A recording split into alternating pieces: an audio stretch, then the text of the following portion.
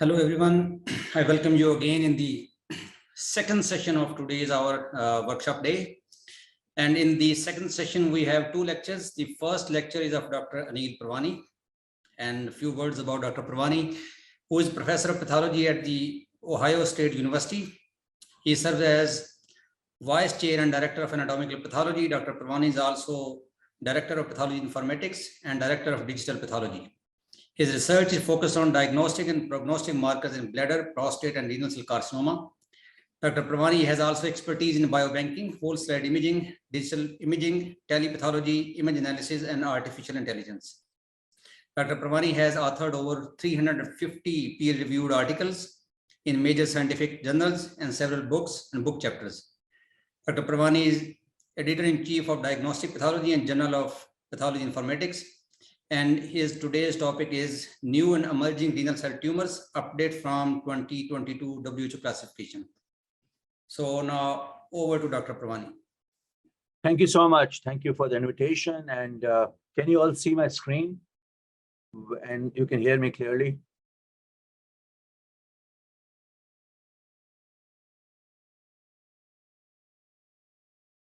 Yeah, we are listening. Okay, and the screen is good, it's clear?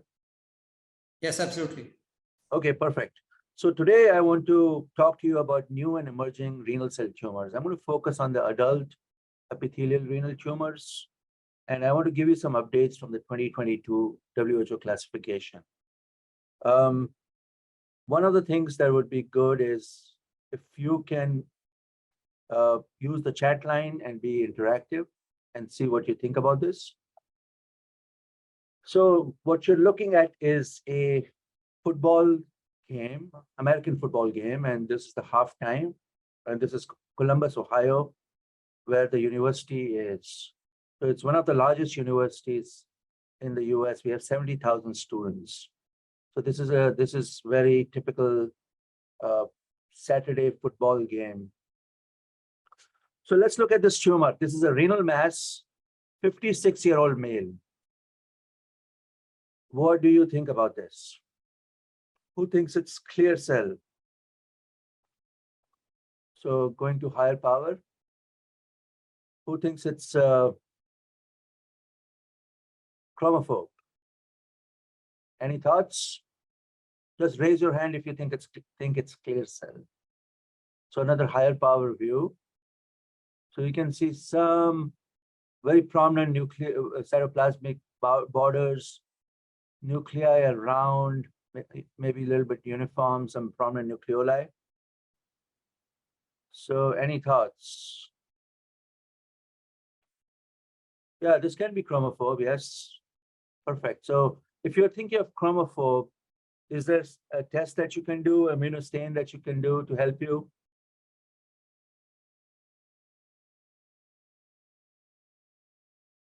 So typically, yeah, CD117. CK7 is a good marker because CK7 should be negative in clear cell, right? So those were done and they were negative. And in fact, the only stain that was positive was PAX8 and CA9. So this is a clear cell renal cell carcinoma, which appears to be very pink and eosinophilic.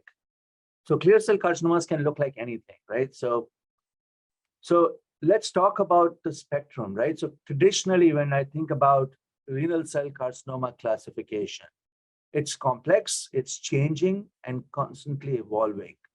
So we're going to focus on the WHO 2022 classifications. But traditionally, when we classify kidney cancers, we think about cytoplasmic features, clear, pink, blue. We think of architectural features like papillary RCCs. We also look at the anatomical location of the tumor and correlation with a specific renal disease background, such as acquired cystic disease or end-stage kidney. But more and more over the last 20 years, we've now discovered a lot more about these tumors in terms of molecular alterations. So today, what my goal is to give you an overview of the classification, the new classification. Many classic entities are included in it, but there are some new entities. What is new about the WHO is for the first time, there are many entities which are now defined molecularly. So not just based on architecture, color of the cytoplasm, morphology, immunohistochemistry, but also very distinct molecular entities. What does that mean? So if I look at my earliest days when I was a resident, I was learning about renal cell tumors. We knew a handful of tumors, right? In 1996, the Heidelberg classification, then 2004, 2012, and then finally 2022. Over the years, new entities have been included in the classification system. So the new WHO book just came out, and it's available now online as well. But if you look at what did we know in 2003, almost 20 years ago, we knew clear cells and we knew their gene, the VHL. We knew papillary type 1 and type 2. We knew about chromophobes and oncocytomas and some association with syndromes like Birt-Hogg-Dubé syndrome or fumarate hydratase. But in the between 2016 and 2022, look at the WHO Blue Book. It went from 356 pages to 590 pages. And a lot of these entities have molecular and genomics information on it. What does it mean? Why do we care, right? As pathologists, we want to give the best diagnosis, but we also want to give a diagnosis which provides information for treating that patient. So there are new therapeutics now and precise therapeutics based on your diagnosis as a pathologist. So let's explore this further, right? So this is the basis. If you look at your Robbins Pathological Basis of Disease, which is a textbook that I used when I was in medical school, the description in this edition was about tumor cells with clear cytoplasm, foamy macrophages, architecture, perinuclear halos. And we think about these classic things. We think about typical tumors like collecting duct, chromophobe. But over the years, especially in the 2022, we have novel molecularly defined epithelial renal tumors, including medullary RCC, TFE-B rearranged RCC, ALK rearranged RCC, and ELOC mutated RCC. So this is the new WHO classification of renal cell tumors. And you can see we've still retained the clear cell, the papillaries, the oncocytic tumors, the collecting duct tumors, and other tumors like metanephric tumors. But there is a huge list of other renal tumors. There are also a long list of molecularly defined RCCs. So what I expect to see in the next decade is that list of molecularly defined RCCs will become even bigger. So with these emerging spectrum of renal tumors, we can see things which we classically call blue tumors or pink tumors now have a very specific classification. So this is renal. So if you think about tumors which are pink, tumor with clear cells or tumor with blue cells, very simplistically looking at the classification. But overarching around them are the tumors which are molecularly defined. So any pink tumor can be molecularly defined, a clear cell tumor can be molecularly defined, or a blue cell tumor. So morphology alone is no longer, going to give you a good classification. So look at the WHO classification. Let's focus on the clear cell renal tumors now. So within the clear cell, there are two entities which are officially recognized, the clear cell RCCs and the multilocular cystic renal neoplasm of low malignant potential. So this is a classic gross picture of a clear cell carcinoma, very well-defined capsule, mahogany yellow, golden yellow. There is some hemorrhagic streaks. And if you look at the tumor, it's a classic clear cell with nucleus which is tethered to the cytoplasm by fine strands. So that's a classic picture of clear cell RCCs with solid nests of clear cells, very prominent sinusoidal vascular network, granular clear cytoplasm. We used to call this acidophilic cytoplasm, or so clear cell. So this is clear cell RCC. So let's look at a case. So this is the 56-year-old man, incidentally discovered 4-centimeter mass, and total nephrectomy is done. So you're looking at the gross picture of this tumor. So you can see the arrows are pointing to areas where there is some stellate scarring going on, maybe some hemorrhagic area, maybe some cystic areas. So it's very well-defined tumor. So you're looking at the what you saw grossly. There is a thick circumferential capsule which contains smooth muscle. If you look at the tumor at low power, well, how does it appear? Is it clear cell? Is it pink? Is it blue? So if I look at it on a needle biopsy or on a resection, the first thing comes to your mind is it's a clear cell renal cell carcinoma, right? So you look at it more closely, and you can see there is a tubulo-acinar architecture with nuclei which are positioned away from the basement membrane. So what do I mean by that? So if you look at the lumen of these tubules, neoplastic tubules, where is the nucleus? It's pointing towards the lumen. Yeah, so clear cell is a possibility. And so are we comfortable with calling this clear cell? Who wants to do some additional testing? Who thinks it could be something else? Any of the participants want to do any immunostains? Do you want to, or you just want to call it clear cell? Yeah, so clear cell papillary is clearly in the differential. Is it clear cell papillary? How would you confirm it? So yeah, so you would do a panel of stains. You would do a CA9, and the CA9 is positive. It has membranous staining. And CK7 is also positive. What do you expect the AMACAR to be if it's clear cell papillary? So the AMACAR is typically negative in clear cell papillary, right? And again, looking at and the CD10 stain is also typically negative or weak.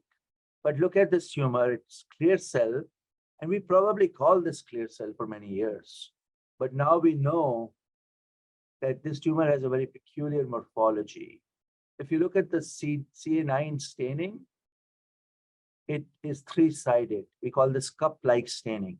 So this cup-like staining pattern is characteristic of clear cell. So when you have a clear cell tumor with a tubulo-papillary architecture and a staining pattern which is strongly positive for CK7 and CA9 with the cup-like staining, think about this tumor. Think about that in your differential.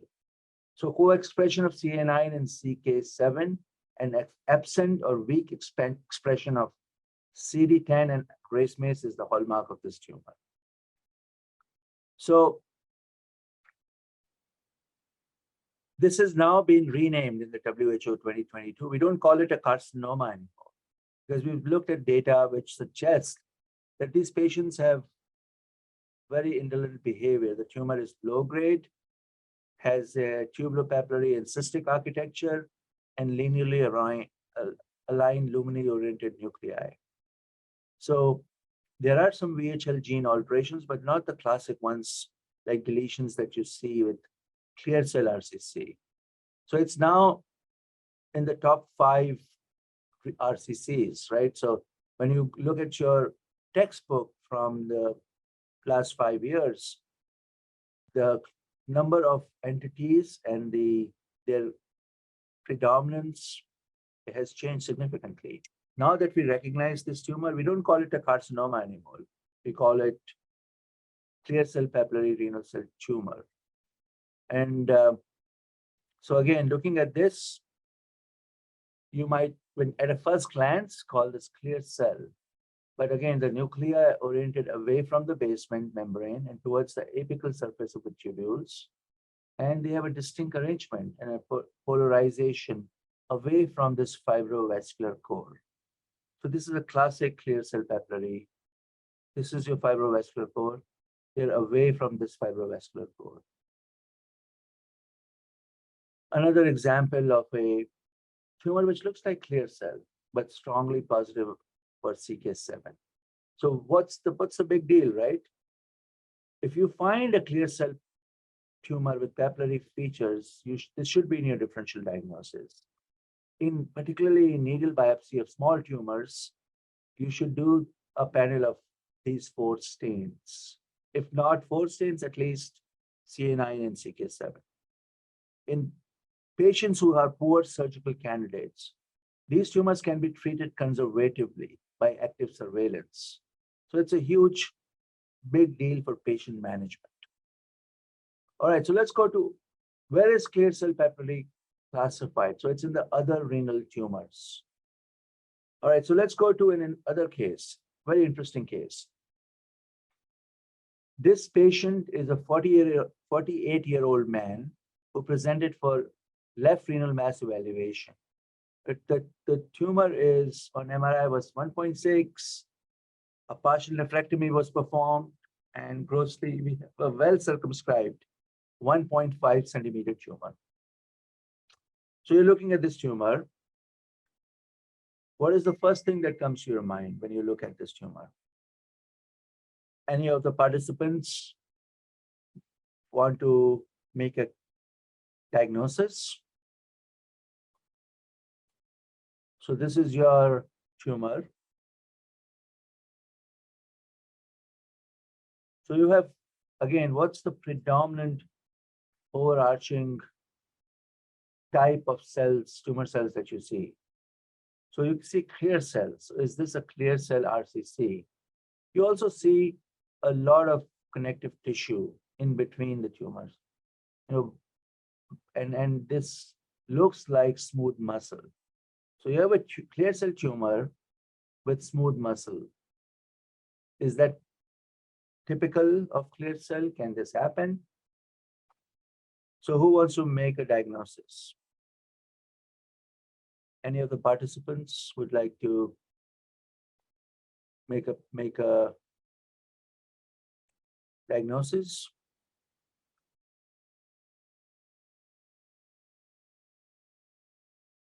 And again, you don't have, no answers are wrong answers, right? We're all learning together. So who thinks it's clear cell? Just raise your hand. Or make a thumbs up or something.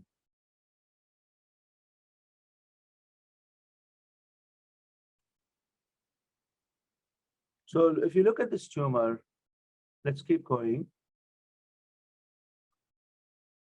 You have a tumor with clear cell nuclei. You have a tumor with clear cell cytoplasm and very vascular tumor, just like a clear cell RCC.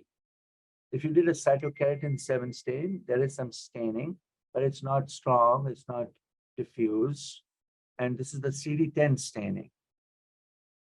Look at CA9.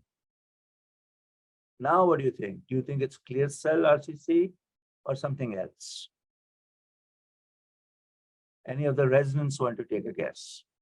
Who thinks this is clear cell?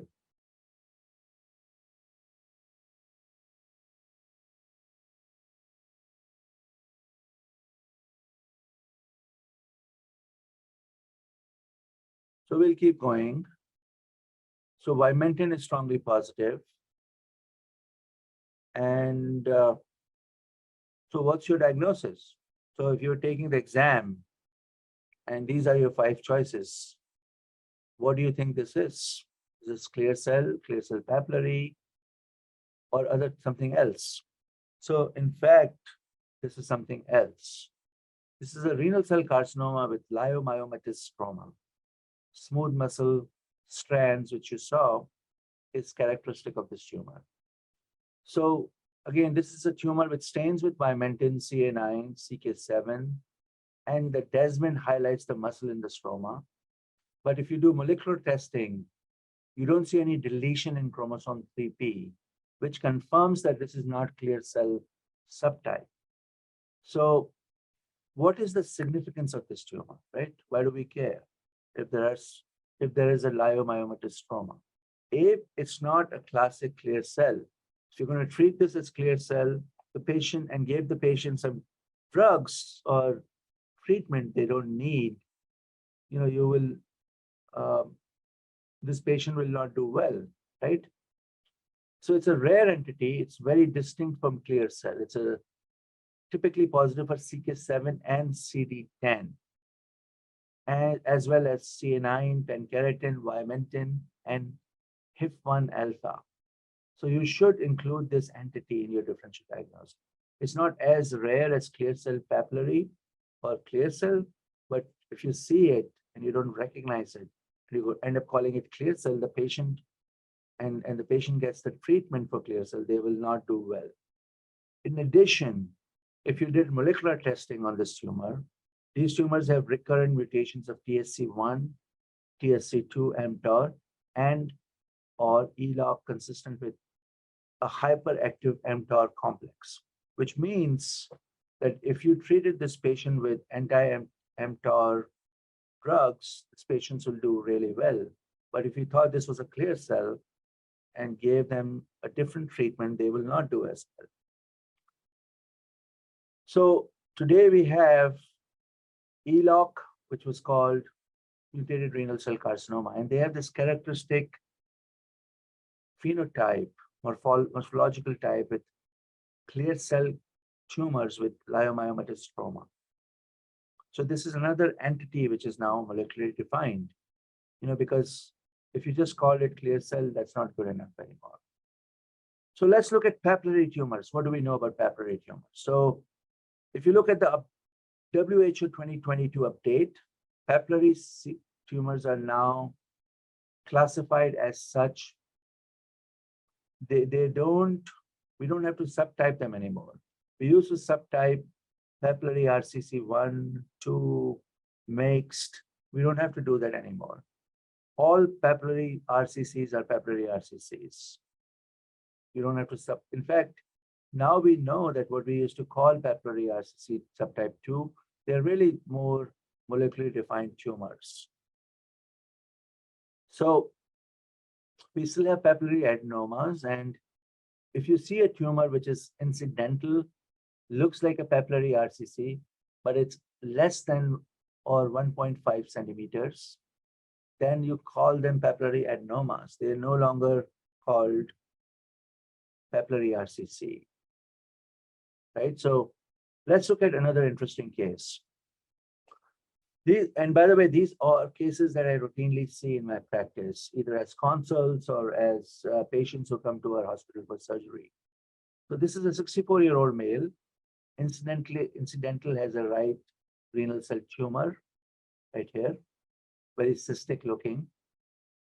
And it's about 2.4 centimeters. It's exophytic. It's septated. It's a cystic tumor. And if you look at the histology, this is what it looks like. So if I took a section of this tumor right here, this is the histology that you see. So you have solid sheets, very vague glands, tubules. They're arranged in large lobules, very thick fibrous septae. So if you look at the cyst wall, if you look at the individual tumors, they have very prominent, they look like almost like papillary, have a papillary architecture. And when you look at it closely, the nuclei are lower grade, they're round, uniform, and it looks like a papillary tumor, right?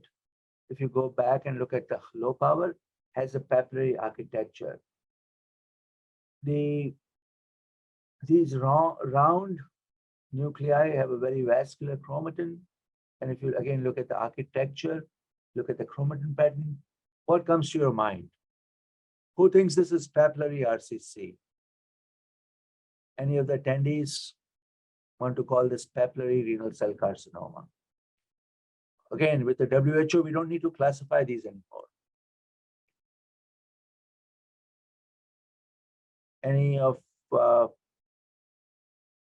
Anyone wants to do any stains or try to figure this out?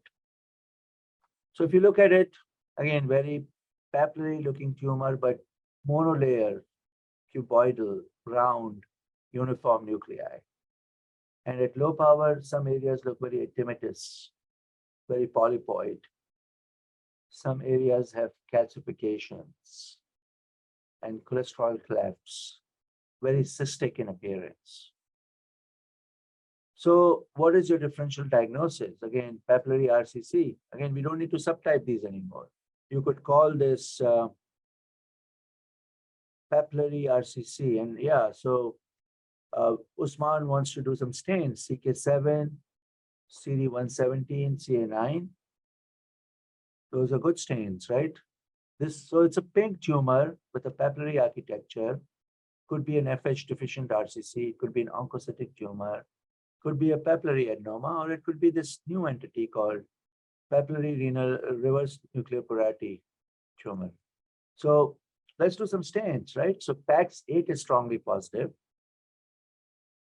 and that confirms that this is a renal cell. CK7 is positive. CD117 is not positive. So what do you want to do now? So CA9 is negative as well.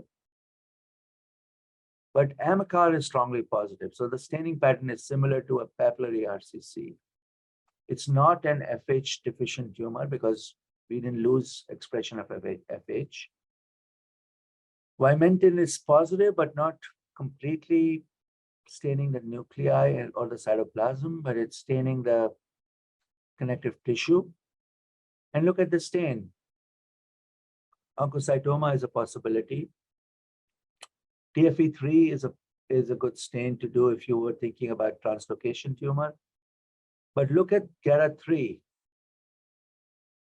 Is there a tumor you can think about, which is a renal tumor, which is papillary and has strong GATA3 staining? And typically you see this, where do you see GATA3 staining? You see it in distal nephrons, you see it in the urothelium. Occasionally you can see GATA3 staining in clear cell papillary. Genetic testing was done. So there was a KRAS exon 2 mutation present in this tumor. New mutations were detected in exons 3 and 4. So now what is your diagnosis? Yeah, exactly. So this is a papillary neoplasm with reverse polarity. Exactly. So this is a new entity, which is a tumor with papillary architecture and may not have tubulopapillary pattern. It's a monolayer of tumor cells with very pink cytoplasm. And again, just like the nuclei are polarized away from the basement membrane. And it's a low nuclear grade. So if you see a tumor which looks like papillary, it's pink, has GATA3 expression, and has a KRAS missense mutation, this should be classified as PRNRP, papillary renal neoplasm with reverse polarity. It needs to be differentiated from papillary because of its better prognosis, indolent behavior, and less extensive surgery is needed for management of these patients. All right, so where does it go? So currently this tumor is in a provisional category. It's an emerging renal cell tumor. It's still not part of the classification in the WHO 2022, but it might get classified as a new tumor in the next WHO classification. But it's important to recognize this tumor. There are other entities in this category, including a low-grade oncocytic tumor. All right, so let's keep going. So again, let's look at another case. So this is a 49-year-old female with a renal mass. All right, so again, you look at the glistening surface, some hemorrhagic areas. You start to think about, could this be? So if you look at it, it's a very blue appearing tumor, right? If you look at the tumor at low power, has a very well-defined edge, a boundary and looks very papillary, but it also has this tubular structure. So any suggestions, any guesses what this might be? Higher power, nuclei round, uniform, more low grade. So higher power. So who wants to call this papillary RCC?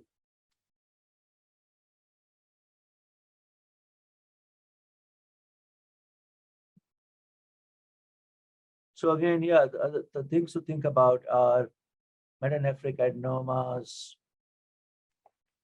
Other tumors to think about are, if I showed you this, what is all this in the background? Very myxoid stroma, bland nuclei. Tumor shows cords and tubules. So things to think about is a mucinous spindle cell tumor, mucinous tubular and spindle cell carcinoma.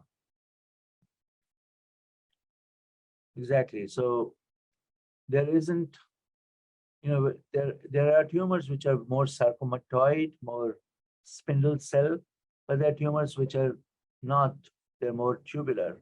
But you can see this distinct mucinous background. So this is a mucinous tubular spindle cell carcinoma, positive for CK7, EMA, but there isn't a specific immunostain that you can do to classify this tumor. Very rare, usually occurs in the renal medullary epicenter, has the spindle architecture with myxoid stroma, low-grade nuclei, vacuolated cytoplasm, more common in females, has a benign or indolent clinical course, and there is no specific genetic change. There are a combination of chromosome losses involving multiple different types of chromosomes. So where does this belong? It goes into the other category right now. But it's a well-established renal cell tumor in the WHO 2022. So now let's turn our attention to oncocytic tumors, oncocytic and chromophobe tumors, right? Very straightforward. When you look at chromophobe tumors, you think about perinuclear halos, you think about distinct cytoplasmic membranes, you think about very, very prominent brown uniform nuclei, but occasional resinoid nuclei, but very distinct appearance, which is perinuclear halos, and what we call cobblestoning, right? So this is not a diagnostic difficulty. It's a chromophobe RCC. And again, if you can easily separate these from oncocytomas. But let's look at other pink tumors, other oncocytic tumors. So this is a 49-year-old female, has end-stage renal disease. Again, think about the tumor, the color, the morphology, but also pay attention to the history and the association of these tumors with disease states. So when you think about end-stage renal disease, there are certain tumors that should come to your mind. This is the renal mass. Again, it's well defined. Partial nephrectomy was done, and this is what you see. You see a pink tumor, which is papillary, abundant cytoplasm, maybe some hobnailing, and very prominent nucleoli. And you see these crystals, very prominent intratumoral oxalate crystals, right? So this is also has a very characteristic appearance of punched out holes, inter or intracellular luminal holes, which gives this appearance of a cribiforming tumor. So anyone wants to take a guess what this tumor might be? Again, it's an end-stage kidney disease. So is there a tumor that comes to mind with that type of morphological appearance and disease association?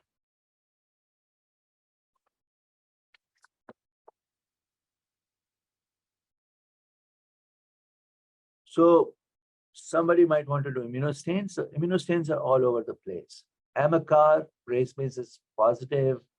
CD10 and RCC are positive. CK7 can be focally positive or negative. So it's staining a little different than your typical papillary RCC.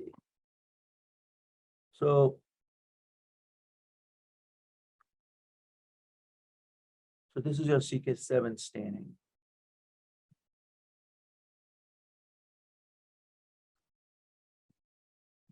So what's your diagnosis? So you don't see any 3p losses.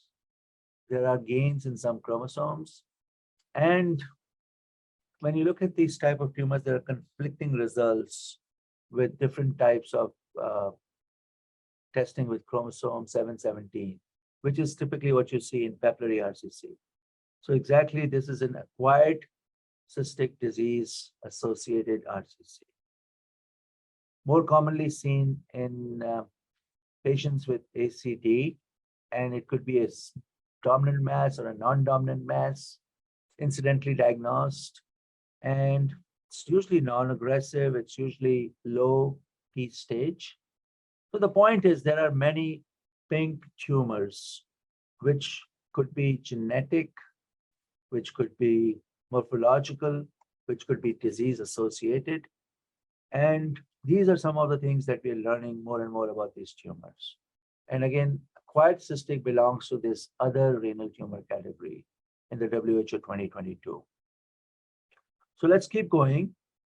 Another case, 31-year-old female with a history of a multifocal retroperitoneal mass. There is a 2.5 centimeter, 3.1 centimeter mass in the lower pole, mid pole of the right kidney, and a radical nephrectomy is done.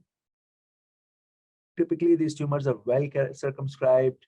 They have a nested or cellular growth pattern. The tumor cells are cuboidal to oval in shape. They contain smooth muscle. Contain smooth nuclei and diffuse chromatin, and they don't necessarily, you don't see a nucleolus. You can see occasional mast cells in these tumors. So again, it's a tumor which is very pink looking, very eosinophilic. So it has variable appearances. If you look in a textbook, these tumors are described by a very flocculent cytoplasm inclusions and vacuoles. So if you look at it, could look like a chromophobe, it could look like a clear cell, which is eosinophilic. But if you look at the morphology overall, you start thinking about SDH deficient tumors. So this was one of the cases.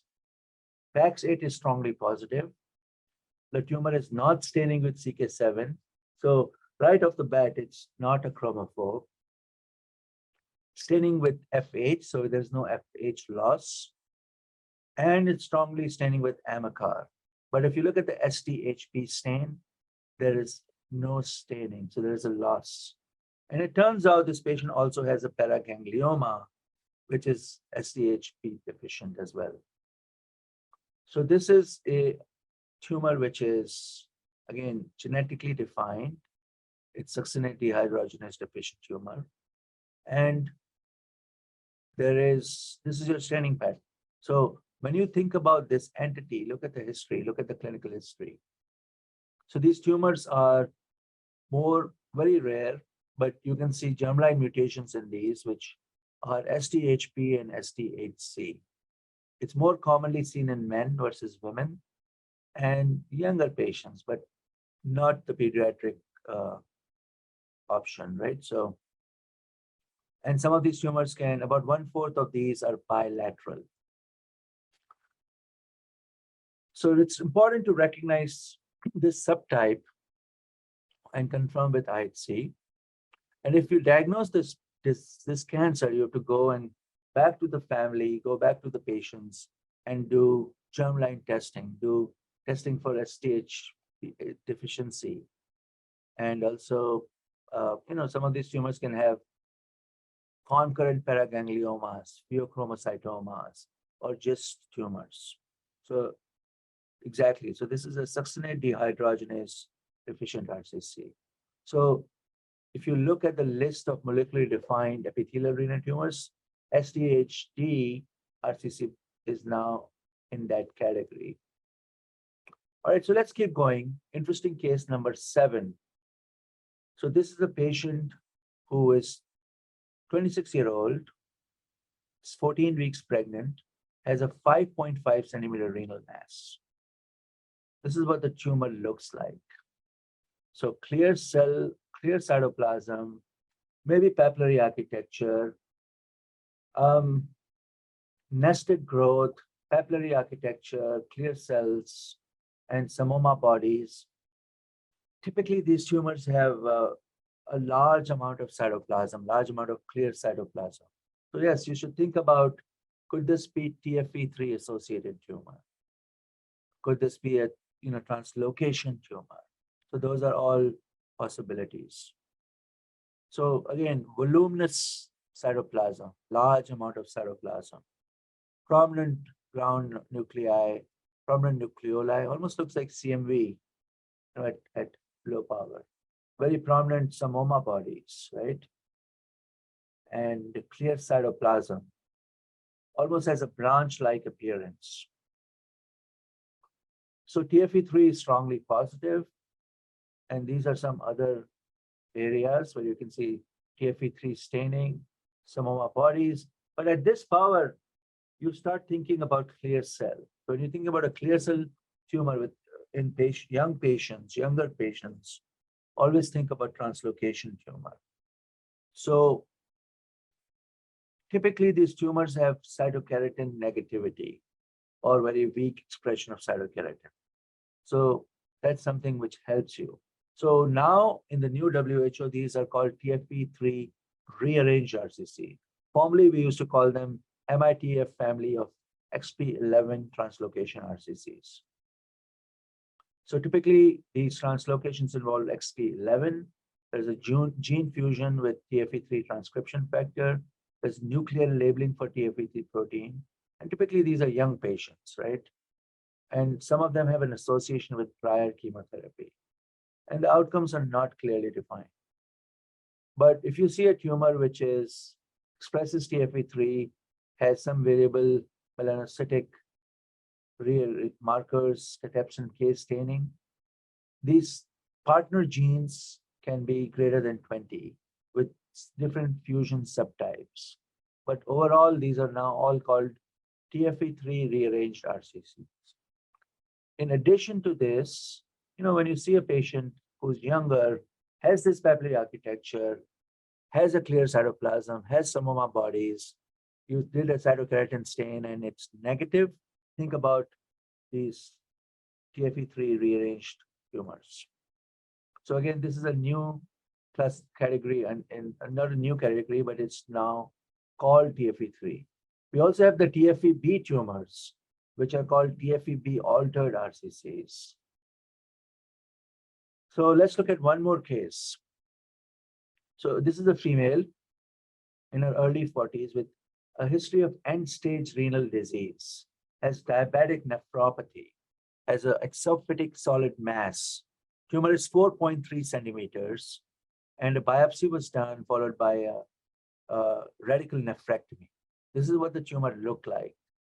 4.5 centimeters, maybe cystic, maybe hemorrhagic.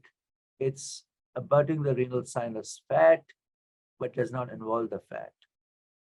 So this is what the tumor looks like. Granular eosinophilic cytoplasm. It is no distinct cell borders, just like very different from a chromophobe. But it's a pink tumor, and you start thinking about what could this be, right? Finally, granular intracytoplasmic, some stippling, some vacuolation, some binucleation. So start thinking about what stains you want to do. Nida, what stains would you like to do, right? So again, these tumors typically have solid and cystic growth features. If you look at it very high power, you can see granular cytoplasm, and you can see this very distinct nuclear features. So PAX8 is positive. What about the CK7 stain? That's negative, and you can see that cystic space here. CK20 is positive. So what do you want to call it now? Also, CD10 is positive. So what is your diagnosis? Yeah, so it's an eosinophilic solid cystic RCC. which is again a new entity now formally introduced into the WHO. So if you see a patient with eosinophilic solid and cystic tumor, which is in end-stage kidney, and you did some immunostains and everything is negative, CA9 is negative, maybe some staining with CA9, but non-membranous staining, CK7 is negative, start thinking about, could this be a eosinophilic solid cystic RCC? And include a CK20 stain. What about genetic changes? Do these patients have any characteristic genetic changes? Anybody?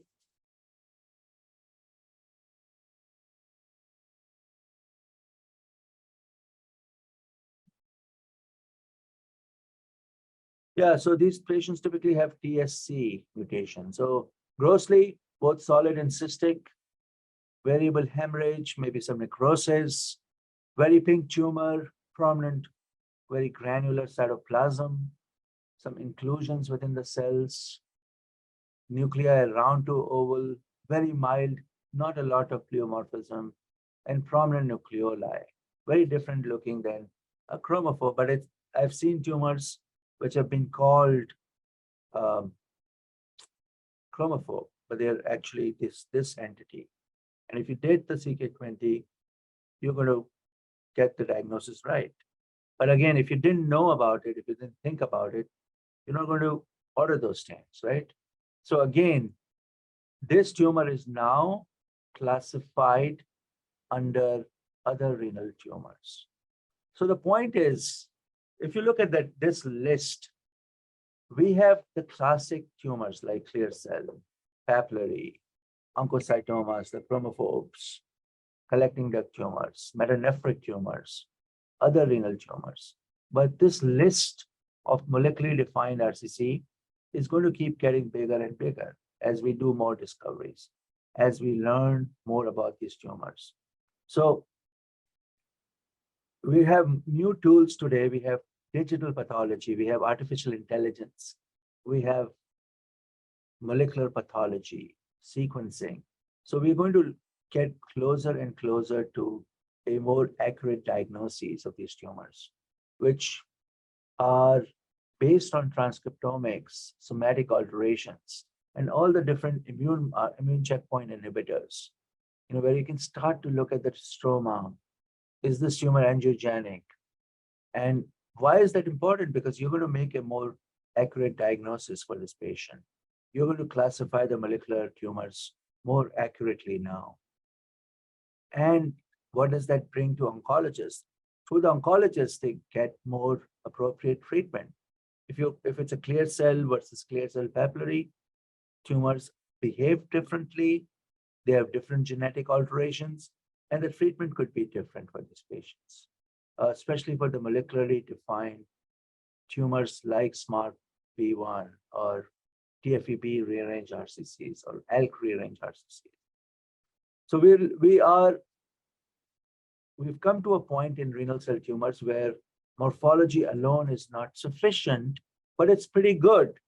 With the knowledge of morphology, with the architectural patterns of the cancers, with the association with certain disease, the sex of the patient, the demographics, you can come up with a very good differential diagnosis. And after that, you have to confirm your findings with good immunohistochemistry, cytogenetics, molecular pathology. So this will continue to enhance our understanding of renal cell carcinomas beyond 2022. So the next decade, you're going to see more discoveries. Recognition of these new tumors will help us, again, customize the treatment for this patient. So with this, I want to thank you all for being such a great audience and answering questions and being interactive. So I'm open for questions now. Thank you so much.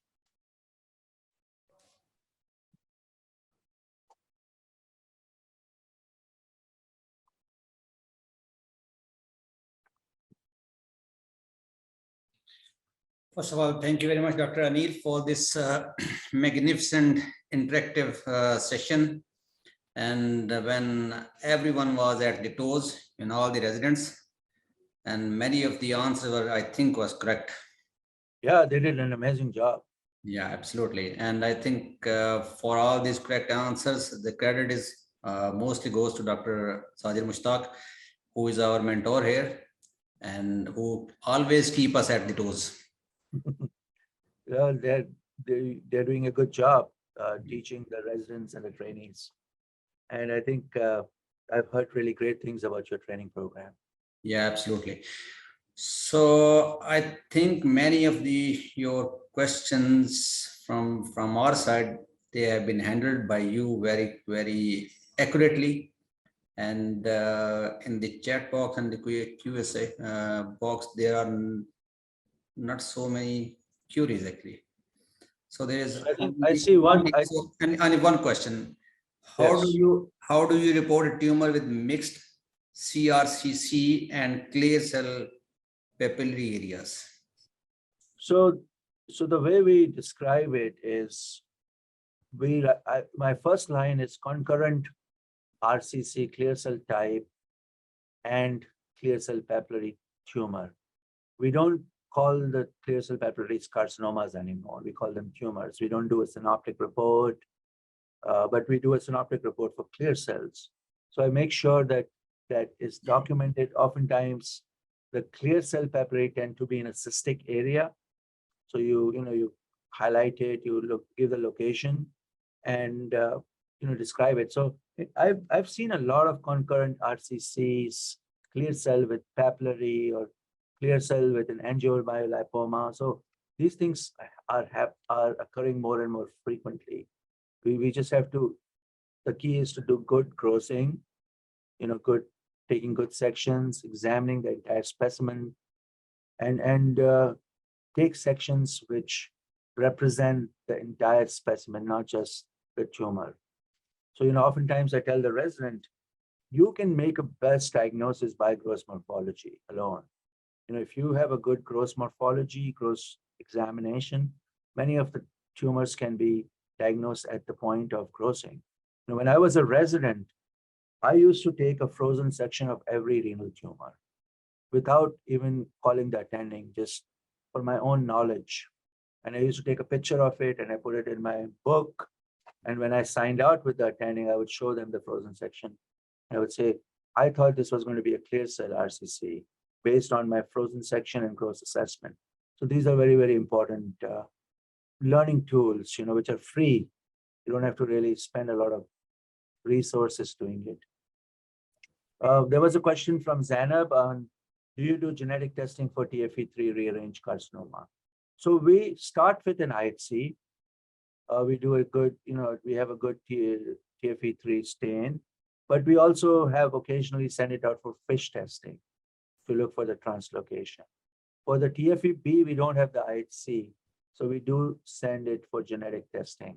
We don't have it in our institute, in our lab, but we do TFE3 as part of the stains that we typically do. So we have a panel of about 10, 12 stains that we typically use for renal cells. Okay, another question. Is there any cutoff for the amount of red blood morphology in the clear cell RCC to report it as grade 4? There is no cutoff, so typically when you see this, they can be very focal areas. And if I see it, I usually go back and sample more and try to see if that is it. But in the current reporting criteria that we use for renal cell, we do have to report a percentage of rhabdoid. Even if you called it 2 to 3%, that's still reportable. And that makes it grade 4, right? So we are using, we're not focusing on calling something rhabdoid or grade 4 based on a cutoff. We're calling it, even if I see 1%, I report it out. Okay. We have another question from the Zainab. What is the criteria for genetic testing then if IHC isn't good enough? Yeah, so if the IHC is good enough, the patient is young, you have all the classic morphologies, I don't do the genetic testing. There is no established criteria in my lab. The key is when the stain first came out, the IHC first came out, it was very finicky stain. There was a lot of false positivity. So if you're confident with your stain and your lab performing that stain, you don't need the fish testing. But if you're not sure, if you see clear cell RCCs who are staining with TFE3, then you should take a moment and send it out. So the criteria is really lab dependent, not so much as CAP defined criteria or WHO defined criteria. Okay, I think now there are no more questions in the chat box, and in the QA, there are no questions. Okay, so if there is any question in near future, I'll send you an email. Sounds good. Thank you so much for the opportunity to be here and present to you.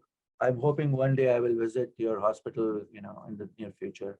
Yeah, absolutely. I think in the next year would be the entirely physical meeting rather than hybrid meeting. Thank you so much. Thank you. Thank you very much. We all are honored, and I think it's early in the morning in America right now. It may be, I think, 5 a.m. and maybe the time is not very much civilized for the academic discussions, but this is it. And I think this is the conclusion of your talk and your lecture. Thank you very much, Dr. Anil Pravani, again. Thank you. Thank you.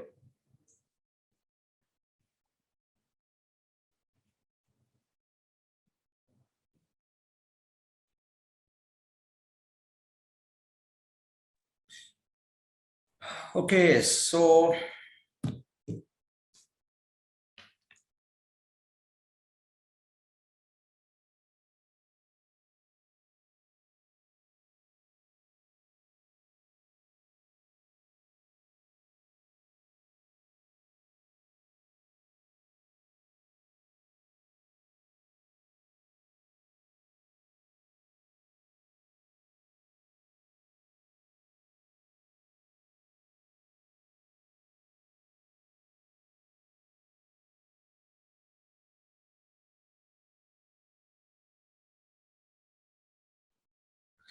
sorry, Dr. Mariam Musa Khan is the consultant histopathologist based at the Nottingham University Hospital,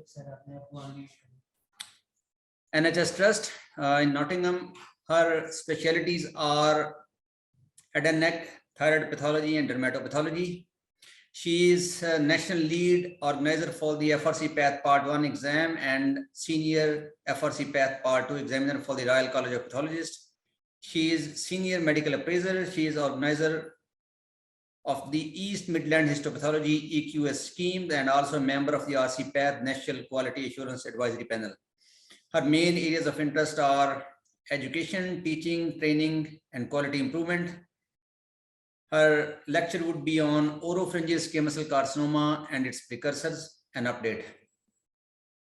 Now over to Dr. Mariam Khan.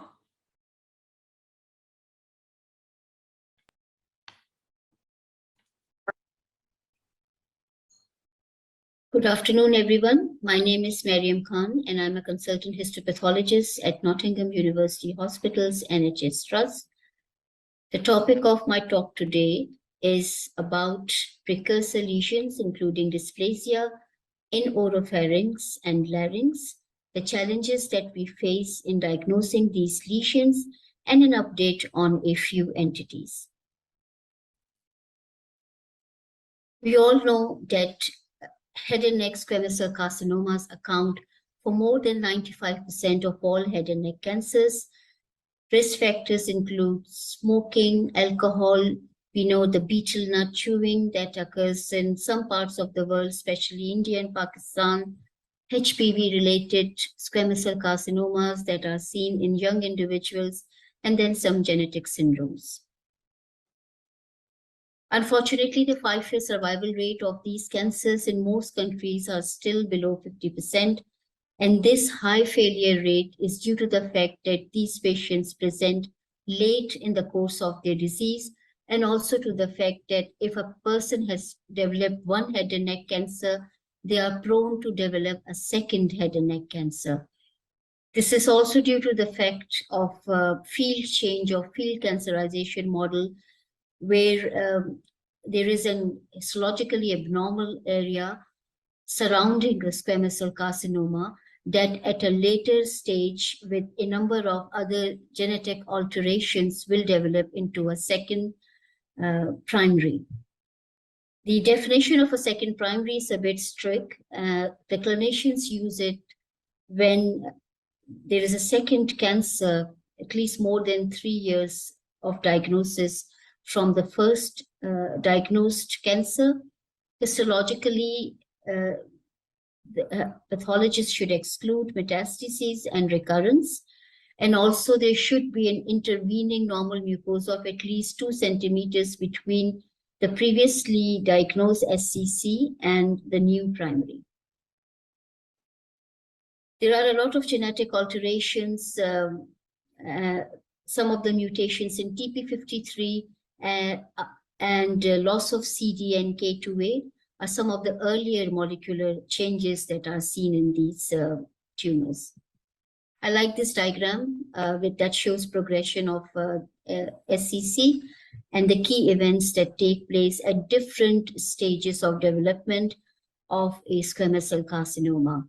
So as I said, the initial changes that occur is CDKN2A inactivation and loss of heterozygosity at chromosome 9, chromosome 3, together with TP53 inactivation. Then there are other genetic events in the later stages where the epithelium progresses to a full-fledged invasive squamous cell carcinoma. This is a section from a resection specimen, and you can see that the mucosa definitely looks abnormal. Here it is a bit of hyperkeratosis and a bit of verrucoid type keratosis. On the right side, the epithelium shows some mild epithelial atypia changes. We just look at the middle of the lesion, which looks benign and is unaffected. And this is what is known as the field change or skip lesions or multifocal dysplasia. That is a problem in management of these lesions. And this is also the fact that these patients are prone to develop a second cancer. This is a nice image. You can see this is a normal looking mucosa. This is a normal looking mucosa. And in the middle where the arrow shows, this is a dysplastic focus.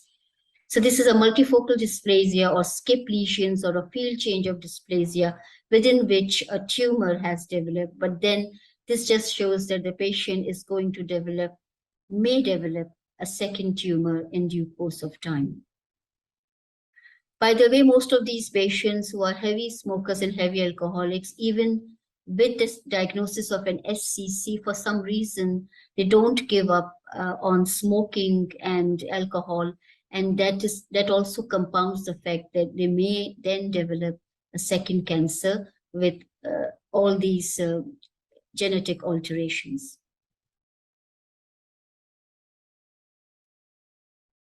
All right, so the other terminology that you may come across, and that is also mentioned in the 2017 WHO fascicle, is OPMDs, which are oral potentially malignant disorders.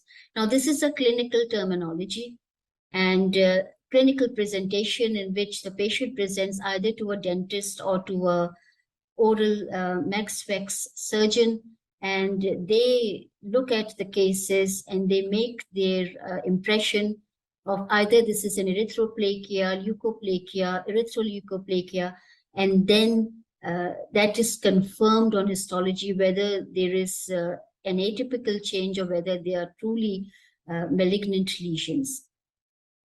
There are so many terminologies, but all these are clinical and just by convention, although this is not a hard and fast rule, by convention, if it's a leukoplakia or leukoplakic lesion, it is less likely to prove sinister on histology as compared to red lesions. So erythroplakia and leukoerythroplakia, these are the lesions which are more prone or they can show a bit more sinister histology as compared to leukoplakia. Leukoplakia can also occur as a result of candidiasis and keratosis, which are common lesions.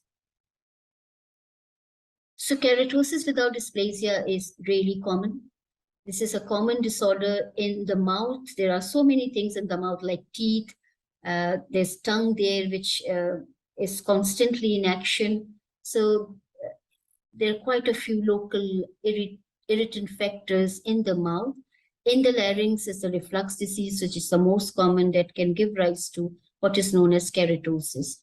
This keratosis without dysplasia has got a very minimal risk of progressing to dysplasia and carcinoma. Nonetheless, there is keratosis, mean there is an irritation factor, and if that irritation factor is not removed, it may then lead or can progress to more sinister changes or more atypical changes. This is a case, example of a keratosis without dysplasia. Thick hyperkeratosis is hypergranulosis, hyperplasia, not much inflammation. As you can see, this keratin layer appears fragmented because it is so thick hyperkeratosis that appears fragmented. But looking at the basal layer, this looks very, very homogeneous. It looks like a family. All the cells look same. There is no hyperchromasia, no atypia. The interface is very clean. So the interface of the epithelium and the stroma is very clean. And ideally, if the clinician has said leukoplakia, usually do a fungal stain. This is a DPAS stain. And you can see the keratin layer fragmented. And all these pink things on the surface, these are not fungi, but these are bacterial colonies. So this is coated with bacterial colonies, hyperplastic squamous mucosa, no inflammation. This is a typical case of a frictional keratosis or a traumatic hyperkeratosis. In the mouth, it could be because of a sharp tooth, or there are a few individuals who are used to cheek biting or tongue biting, and this is a common thing. In larynx, as I already said, reflux changes.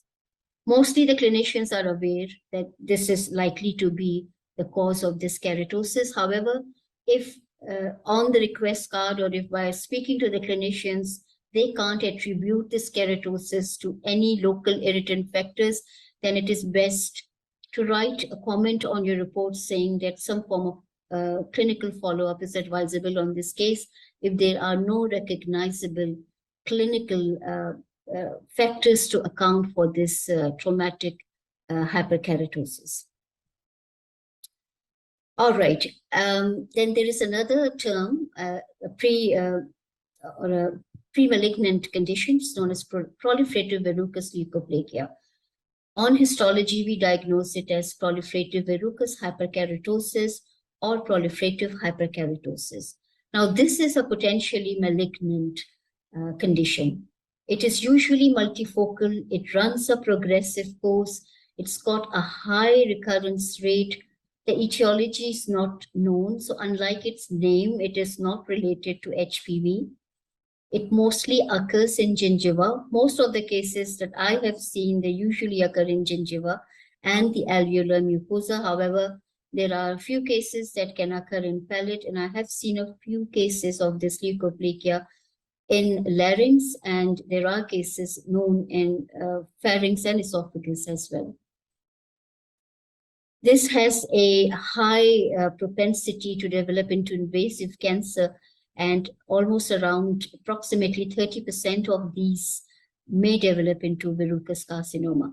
Now, both these conditions, the proliferative verrucous leukoplakia and verrucous carcinomas, they both are very challenging for the clinicians as well as for the histopathologists. The initial changes, as we noted in these type of leukoplakia, is inactivation of CDKN2A. So again, this is the same diagram. I like this diagram. I've shown you this again. As you can see, there are some changes occurring here that can lead to hyperplasia and hyperkeratosis.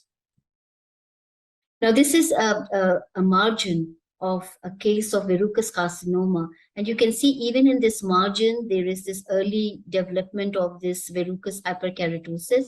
So keratosis and these broad base of these reety pecs, which then ultimately, when they progress, they push down in the corium or in the subepithelial stroma, and then they can give rise to a verrucous type of carcinoma. Just see how difficult it would be to biopsy these lesions. Again, this is again a margin of a resection specimen. And even on the margin, you can see these verrucous type of hyperkeratotic type of changes, that which would mean that this patient has got a recurrence of this verrucous type of keratosis and recurrence or chance of developing a second cancer. I still remember this patient with so many biopsies done, and you can see why the clinicians were having problems in giving us an appropriate specimen. There was so much thick hyperkeratosis, verrucoid lesion with papillomatosis, thick epithelium, and the biopsies which we were getting were only superficial biopsies, because they tried to get a biopsy, but most of it was represented by this keratosis. So in oral mucosa or any other mucosal biopsies, it is very important to get an appropriate specimen that includes the whole thickness of the epithelium as well as the epithelium and the stroma interface for assessment. Again, you see these verrucous type lesions. The base of this looks a bit busy. So although this looks well differentiated, glassy cytoplasm, these lesions, in addition to verrucous carcinoma, they can also develop conventional carcinoma. So this is a verrucous hyperkeratosis or verrucous leukoplakia that is a bit difficult to biopsy, difficult to diagnose, and difficult to treat, because these are multifocal lesions that they can recur and they are potentially malignant lesions.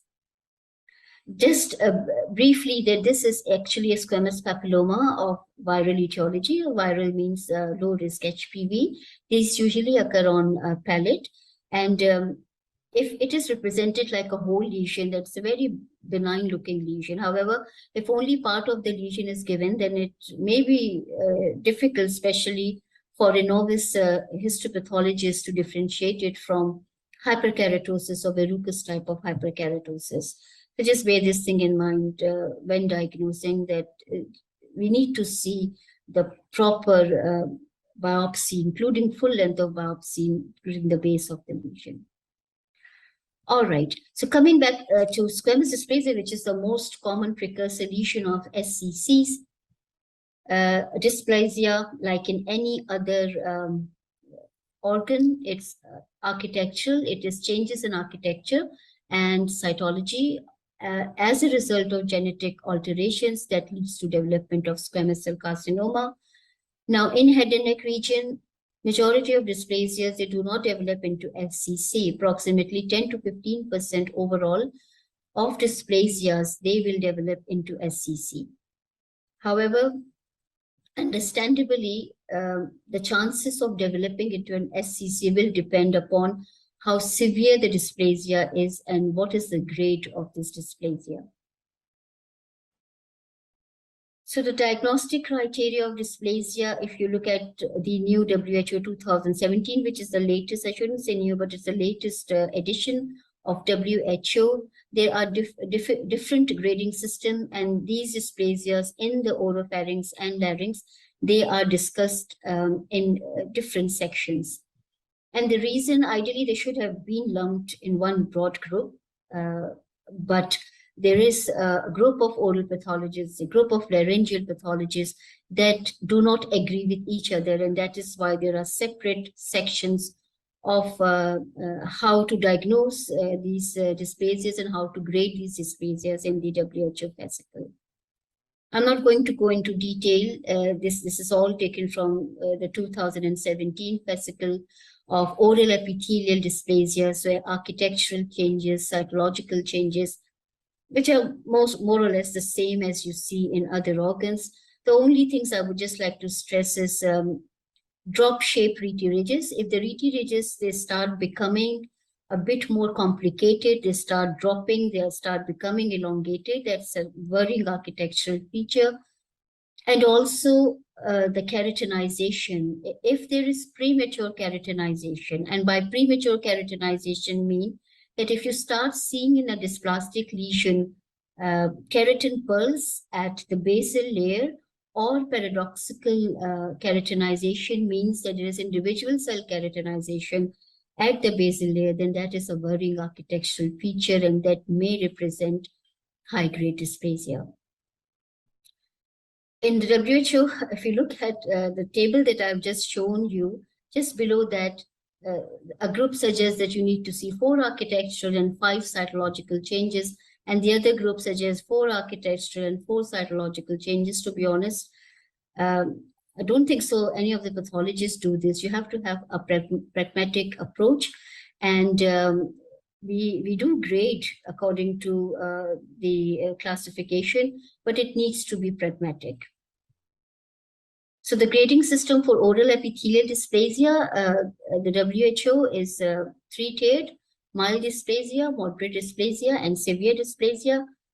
And they also have recommended if someone wants to use a 2-tier system, that is low-grade dysplasia, which includes mild dysplasia, and high-grade dysplasia, which would include moderate dysplasia and severe dysplasia. The thing is that we don't use the terminology of carcinoma in situ in oral lesions. So there's no carcinoma in situ in oral lesions. So what we do is that we grade it according to WHO, that is mild, moderate, and severe. And we also just in brackets say whether this is low grade and high grade, just to guide the clinician.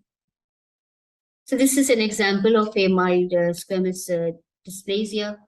The basal layer looks a bit tickled up. There's a proliferation of basal and parabasal cells, still maturation towards the surface. There's not much architectural features and not elongation of rete ridges. The cytology of the cells also doesn't look high grade. This is an example of mild squamous dysplasia. This is an example of moderate squamous dysplasia. I would say this is moderate. Some people would call it severe. It's not going to make any difference because both of these lesions are more or less treated in the same way. This is moderate squamous dysplasia going up to half of the epithelium. Here you can see that the architecture is becoming a bit more complex, a bit more bulbous. That is a feature, architectural feature of a going towards a high-grade dysplasia. This is an example of a severe squamous dysplasia, full thickness, small parabasal cells. See these mitoses that are scattered throughout the epithelium going high up. And this is a sort of severe squamous dysplasia where I think if you give it to 10 pathologists, the consensus would be very good. And as long as it is not mixed up with low-grade dysplasia, which I don't think so, or mild dysplasia, that would be fine. If someone calls it moderate dysplasia, that is also reasonable because moderate is actually sort of a high-grade dysplasia.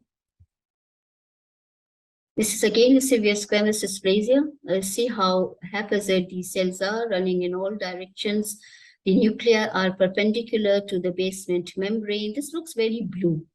And if I tell you that this biopsy is from a uterine cervix, then you may believe me, because this does look like a high-grade squamous intraepithelial lesion of the cervix. So coming to larynx, so laryngeal dysplasias, we all know the controversy surrounding the terminologies for decades. A number of grading systems have occurred. The terminology has been very confusing to the clinicians, and that is obviously has affected management. There is no uniform terminology. The purpose of any grading system is to help the clinicians to plan management.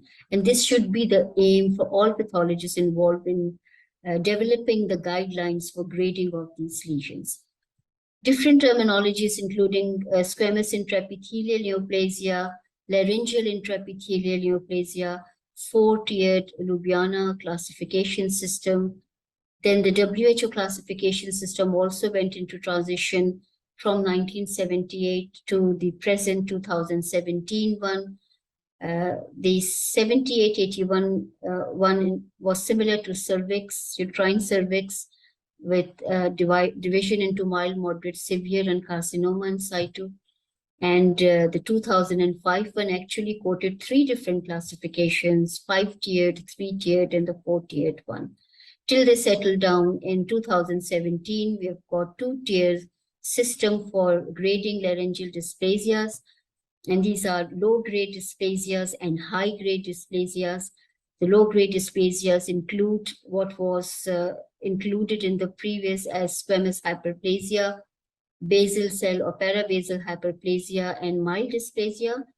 And the high-grade dysplasia includes moderate dysplasia, severe dysplasia, and carcinoma in situ.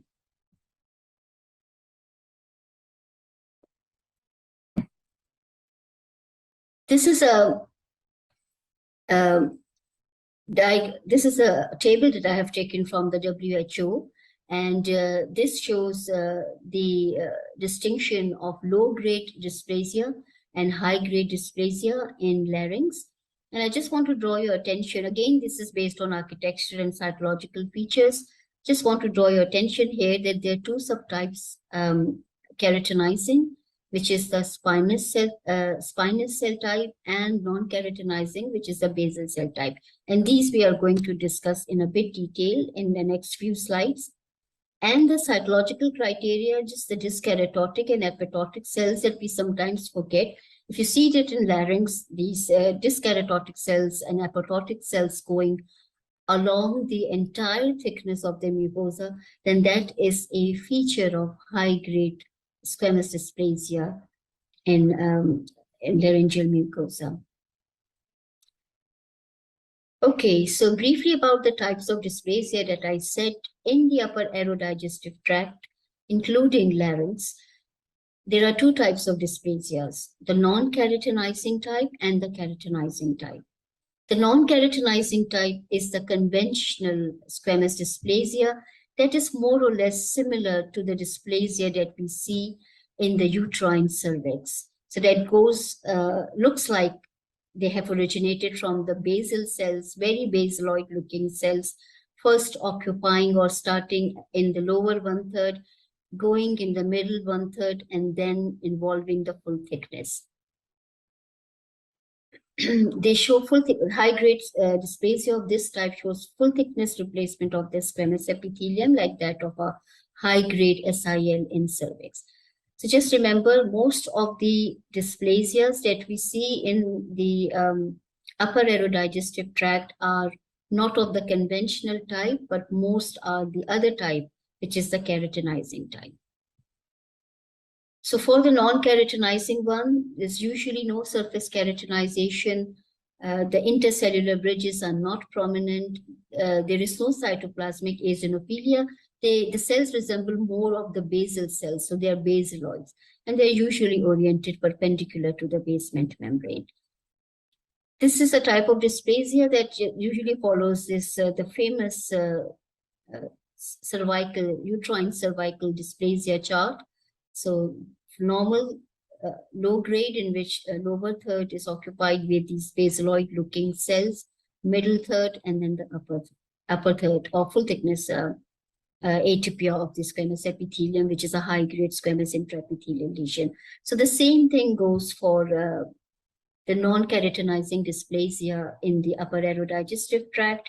You can see, and as I said it, if I tell you that this is from a uterine cervix showing CIN3 or high-grade squamous intraepithelial lesion, you will believe me, because these are these basaloid cells that are going here and there. They don't look like they belong to a family. They are very heterogeneous, and there's no surface maturation at all. Just briefly about the carcinoma in situ, as I already said that the carcinoma in situ is not included within the in the oral epithelial dysplasia grading, and also not in the laryngeal dysplasia grading. We don't use the term carcinoma in situ for oral dysplasias. In larynx, sometimes dependent on the local practice and the clinicians, they would just like to know that whether you think this is carcinoma in situ, just to manage the patient. So everything depends on the local group as well, your understanding with the clinicians, MDT discussions, etc. Because it can't treat a patient just based solely either on the clinical impression or just on the histology report. Everything needs to be tied up. So carcinoma in situ is important if a patient, usually these dysplasias are treated as mucosal resections. So if in a mucosal resection, the margin contains carcinoma in situ, and the patient doesn't want to undergo more surgery or doesn't want to undergo laryngectomy, for instance, if the clinician think that the abnormal area is a bit more severe, then there's a chance that they may think about giving radiotherapy. So in those cases, a few cases where there is a management query that whether you think this is carcinoma in situ at the margin, and yes, you can grade it according to WHO, and you can write and recommend, yes, we think that the so severe dysplasia is amounting to carcinoma in situ. So just briefly, in oral epithelial dysplasia, we've got like a 3-tier system, and also advised to use a 2-tier system. And in larynx, the dysplasia is low grade and high grade. It's a 2-tier system. All right, so keratinizing squamous dysplasia, which I'm going to just share a few slides because this is important. This is the type of dysplasia which is more common. This shows surface keratinization. It can even show prominent intracellular bridges, increased cytoplasmic eosinophilia, because this is thought to show spinous differentiation, so spinous layer of the stratified squamous differentiation. And the architectural and cytological features at the basal layer, they are decisive for grading. So it doesn't mean that the changes need to extend to full thickness. You can even have high-grade changes at the basal layer, and that would qualify for a high-grade dysplasia. So briefly, as I also said, this dyskeratosis is very important with respect to keratinizing squamous dysplasia. The individual cell keratinization, keratin pearls in the middle or lower half of the epithelium, pink glassy cytoplasm, and paradoxical maturation means finding individual cell keratinization and keratin pearls at the base of this dysplastic lesion. This is a case or example of a keratinizing squamous dysplasia. You can see that the dysplasia or the atypical changes are not involving the full thickness. They are mostly at the base of this epithelium. Just look at the architectural atypia, these VT ridges actually extending down, and look at the cytological atypia. And also it's just limited to the basal layer. Let's look at the quality of the cytological atypia. It is very severe cytological atypia. And just have a look that it's actually the intercellular bridges. You can make out the intercellular bridges in here. So again, look at the architectural abnormality here. The VT ridges are becoming elongated. The epithelium as such, the atypia is not going high up. But this is an example. It's a typical, this is what keratinizing squamous dysplasias do. Again, as I said, this looks broken, but on multiple levels, it did join up. And you can see this keratin pearl here with the green thing. This is known as paradoxical keratinization or premature keratinization. Keratinization usually should be at the top part, but if the cells you see at the basal layer, they start showing keratinization in the form of keratin pearls or individual cell keratinization, then that is a feature of high-grade dysplasia or keratinizing dysplasia. Again, same, you see if the clinician give us a biopsy of upper third, it looks very mature. It doesn't look that bad. At the worst, you would say this is mild dysplasia. But just look at the base, how busy the base is, how cytologically atypical it is. Just look at the keratinization that is occurring, individual cell keratinization. So the emphasis is in keratinizing dysplasias. There is no boundaries of upper 1/3 or middle 1/3 or full thickness. That high-grade changes are usually seen in the lower 1/3, and that would still qualify for a high-grade dysplasia. In this example, just in the basal layer, just see this tripolar mitoses here. This is known as the Mercedes-Benz mitoses. And if you see these type of mitoses, then this is a case of high-grade keratinizing squamous dysplasia. Again, another example of the same thing. Again, you see the top part doesn't look that bad, but just look how the base looks so busy in terms of cytology also, and in terms of architecture also. And actually, this is the type of dysplasia that gives rise to what is known as the drop-down invasive squamous cell carcinoma. So they don't look that bad, but whatever is happening at the basal layer. And instead of atypical changes going up, what they tend to do is they try to invade down below, and they give rise to what is known as the drop-down squamous cell carcinoma. So just to emphasize more, so most of the dysplasias that we see in the upper aerodigestive tract, that is the mouth and the larynx, they are of keratinizing dysplasia. And the more conventional type of dysplasia, the uterine cervical type of dysplasia, which is known as non-keratinizing type of dysplasia, are rare. How do you grade keratinizing dysplasia? There are no well-defined criteria. So if you come across a keratinizing dysplasia, and if it is only limited to the basal layer, and the basal layer is showing marked architectural and cytological features, even though it is limited at the base, this would qualify for a high-grade keratinizing dysplasia, because these are the lesions which will progress, which will invade the epithelium and will go down and will give rise to the example that I have shown, that of a drop-down SCC. Okay, so we've discussed the dysplasias. Now, just briefly, a bit about squamous cell carcinoma types. There are different types of squamous cell carcinomas. I will only touch 3, which I think I've seen in my practice, difficult to diagnose. And there's some referral cases that we see that we've seen individuals being misdiagnosed as either in situ, whereas in fact they are invasive SCCs. So we'll briefly touch verrucous carcinoma, papillary carcinoma, and just a bit about HPV positive oropharyngeal cancers. I know it is afternoon, and I know that you have had enough in the morning, so I'm not going to keep you for long. So verrucous carcinoma, I would just try to link it with what we discussed previously. So the proliferative verrucous hyperkeratosis, which could be a precursor lesion of this type of carcinoma. It is a small subset, so only 3% of all squamous cell carcinomas of the head and neck. Usually in elderly patients, and male are more affected than female. They occur in gingiva, they can occur in buccal mucosa and also in glottis. It is a challenging diagnosis. So both lesions, the precursor lesion, the precursor lesion of verrucous hyperplasia or progressive verrucous leukoplakia and verrucous carcinomas. They are challenging because it's very difficult to sample them. They are relentless lesions that keep on coming, very difficult to treat, because most of the pathology is at the base. And if the base is not present with the way these lesions present, then obviously it's a very diagnostic challenge for both the clinicians and the histopathologists.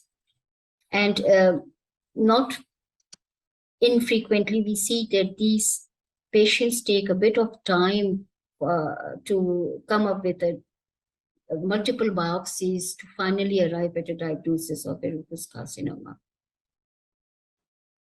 This was a margin of a patient of verrucous carcinoma. As you can see, these lesions, they're very difficult to treat because they're just very proliferative, and it's very difficult to get clear margins on these cases. This is an excision specimen. It's a bit cross-cut, and this is a difficulty with these lesions, that they can be cross-cut because they're so proliferated. It's got a very unusual architecture of these broad invading, pushing front of this is squamous epithelium, which is invading like a pushing front in the underlying corium, and there's usually no single cell infiltration. And just to compound the difficulty and the challenge in diagnosing these lesions, they've got a very well differentiated appearance. So it's not much cytological atypia either.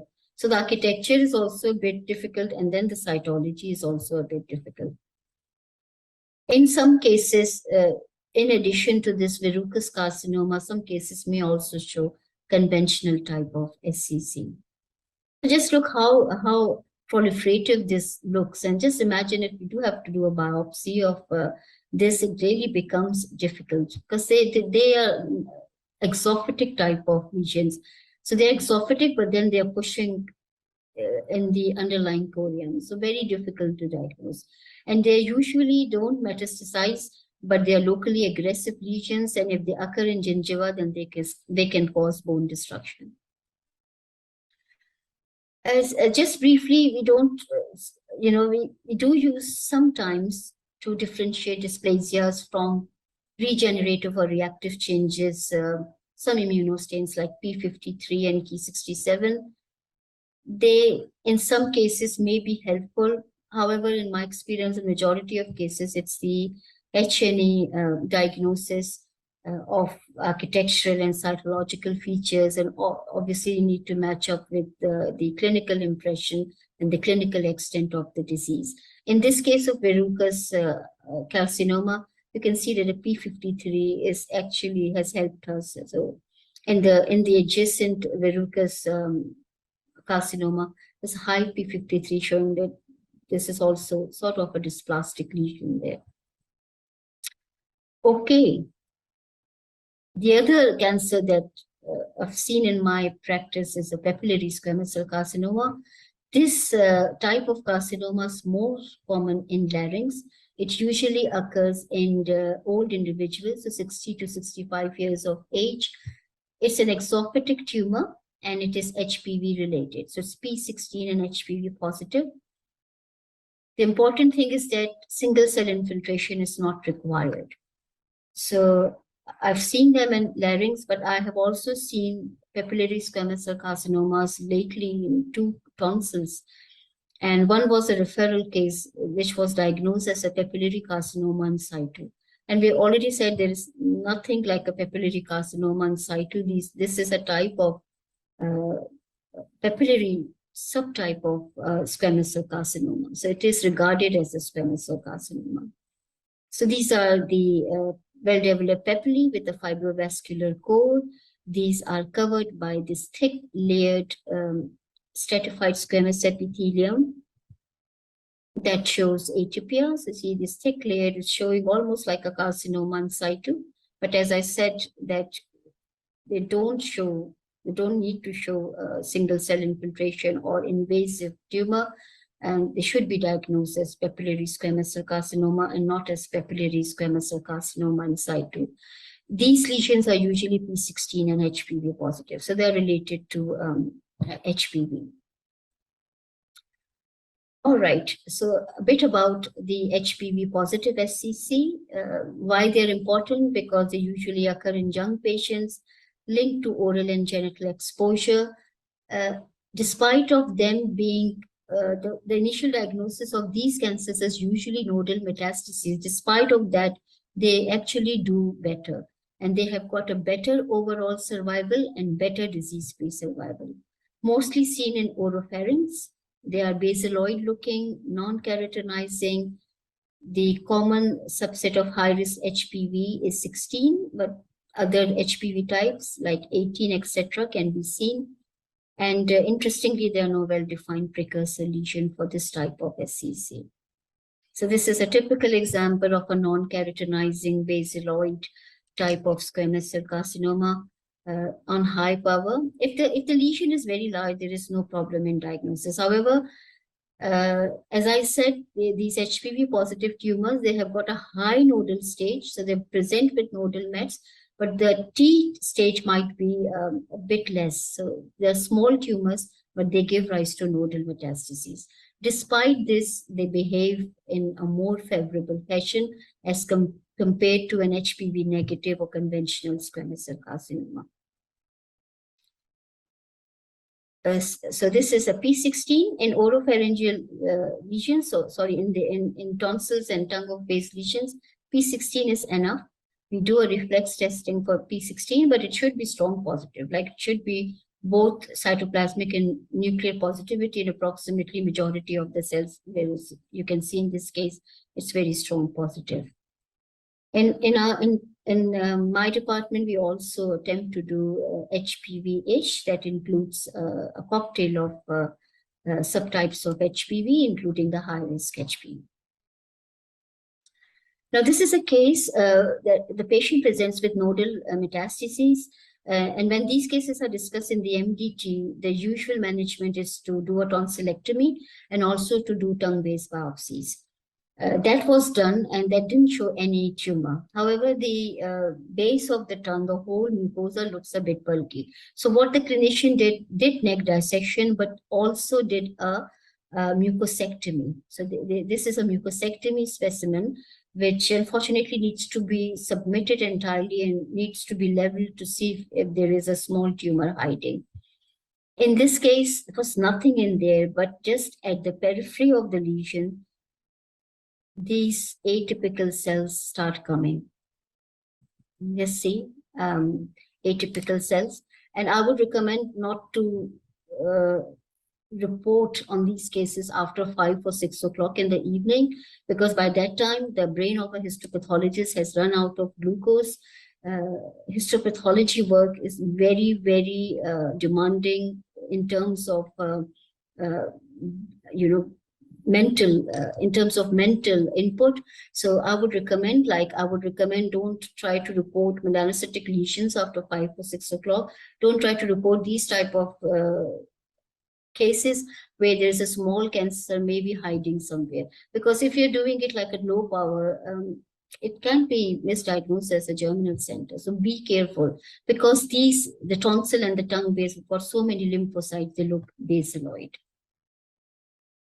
In these cases of mucosectomy, we also tend to do a P16. And in this case, you can see nothing was there apart from that area, which was P16 positive. So this was a small tumor that has given rise to big nodes in the neck.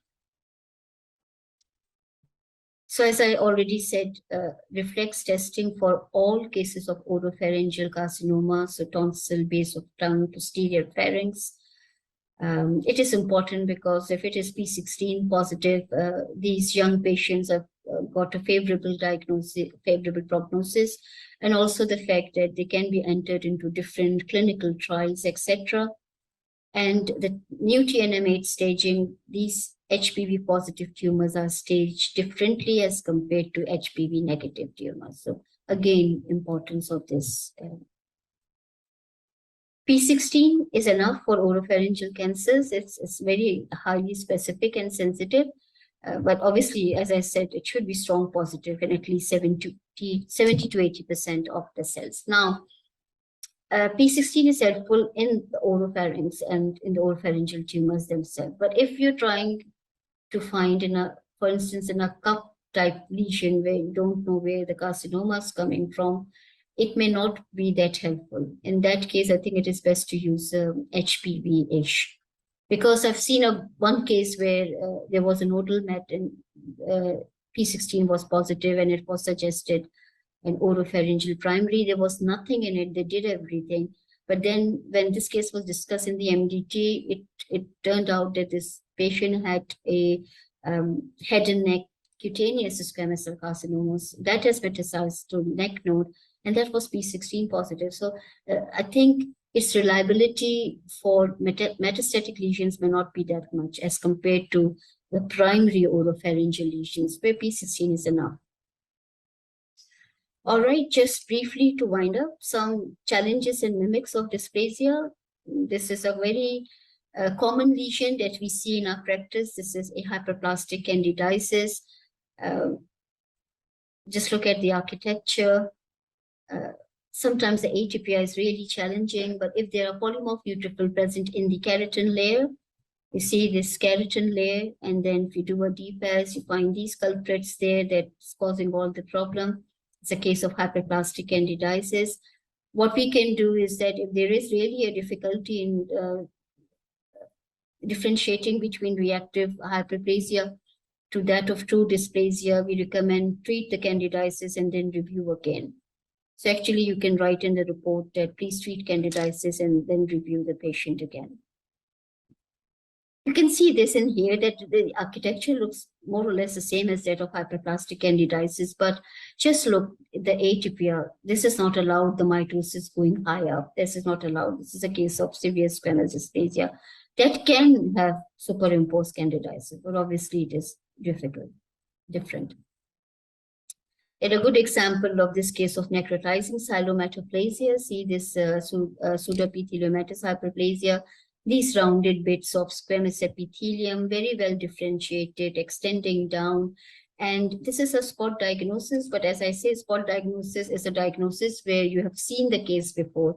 If this is the first time diagnosis, then it's not a spot diagnosis, it's actually quite a challenging diagnosis if someone is seeing this type of lesion for the first time. So well-defined roundedness, you can even see a bit of an outer layer of epithelial lining within them. This is stromal reaction as a result of mucin spillage. And this is necrotizing self-metaplasia, which is a reactive and self-resolving condition.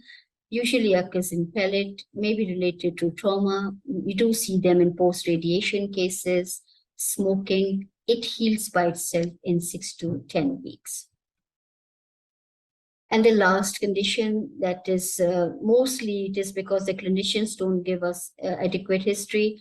They do say ulcer, rule out squamous cell carcinoma. And you do see an ulcer, you see it's quite atypical epithelial changes in terms of architecture and some cytological atypia, but it's quite a lot of these bizarre looking cells in the corium. And if you do see these bizarre fibroblasts, always ask yourself whether this patient has received radiotherapy and ask the clinician, challenge the clinician. This case was a case of post-radiation. There wasn't anything written on the request card, which is very typical. However, if you can see that this type of atypia is very reactive and regenerative. So there is a bit of, it doesn't look that heterogeneous, and just look at the inflammation around it. So if there is inflammation and this ulceration, we all have to keep our threshold a bit high for diagnosing dysplasias. If you're not sure, you can use the term of indefinite for dysplasia and ask for a review. Again, this was a case of post-radiation ulcer. And sometimes for the bizarre fibroblasts, you can do immunos, like this is a P63 that's only staining the residual squamous epithelium, and the bizarre fibroblasts, they were negative. So this was a radiation-induced ulcer or atypia or regenerative changes, which is very typical. But if there's no history given, that could be challenging sometimes. So I think I would just briefly summarize what we have learned, or I've just tried to show you or try to make a few points a bit more clear. I hope this was helpful. So briefly, 3-tier system for grading for oral epithelial dysplasia in the WHO 2017 classification, 2-tier system for laryngeal dysplasias. There's a focus on keratinizing dysplasia and importance of its recognition. Proliferative verrucous hyperkeratosis is a difficult diagnosis and is a precursor of verrucous carcinoma, which in itself is a very difficult diagnosis. Papillary squamous cell carcinoma may not need invasion for diagnosis. HPV positive oropharyngeal SCCs have got a good prognosis, better overall survival. They've got a different staging system in the TNM8. We all do reflex P16 and HPV testing in the oropharynx. And needless to say, beware of mimics, not just in head and neck, but everywhere else, wherever you report in other specialities, and I would say in the life in general. Thank you so much. I would welcome any questions and enjoy the rest of your course. Thank you very much, Dr. Mariam, and for this magnificent and informative lecture. And I think it has resolved many of our day-to-day problems in the head and neck pathology. And there were a few questions that I think you have answered appropriately. And in the QA box and chat box, there are no more questions, I think. So there was only one question left from the Dr. Zainab. In your case in which P16 was positive in metastasis of a cutaneous squamous cell carcinoma, was P16 also positive in the primary tumor? I think it's a very good question, but we didn't attempt a P16 in the skin tumor. But if you look at the literature, cutaneous SCC can be P16 positive. So it's not very helpful in metastatic tumors. If you're suggesting on the basis of P16 and oropharyngeal tumor, it may be helpful if got a metastasis in level 2 or 3 of the neck. But in other areas of the body, I would just say that P16 can be very non-specific. Okay. So recommend doing HPV-ish. That may be more helpful for including high-risk HPV types. Okay, now more questions are trickling down. How to differentiate between proliferative verrucous hyperkeratosis and verrucous carcinoma? It's a very good question and very difficult question to answer as well. Obviously, it all depends on what type of biopsy you have got. So if it's like a biopsy, sometimes it's very difficult. And that's why we recommend that the biopsies should include the base of the lesion. So if the base of the lesion is not available, then it will be very difficult. Secondly, if the clinician is saying that the tumor is destructive in the bone, it's locally destructive, then it's unlikely to be a proliferative verrucous hyperkeratosis. So if you see it is forming a lesion, if it is locally destructive, if the invading fronts, they're going deep down, and if you can actually compare it with the adjacent epithelium, normal epithelium, if they are going really down as compared to the basement membrane of the adjacent epithelium, that this is more likely to be a verrucous carcinoma. So basically, if it is forming a lesion, if it is destructive, and they need to do a excision specimen for definitive diagnosis of a verrucous carcinoma.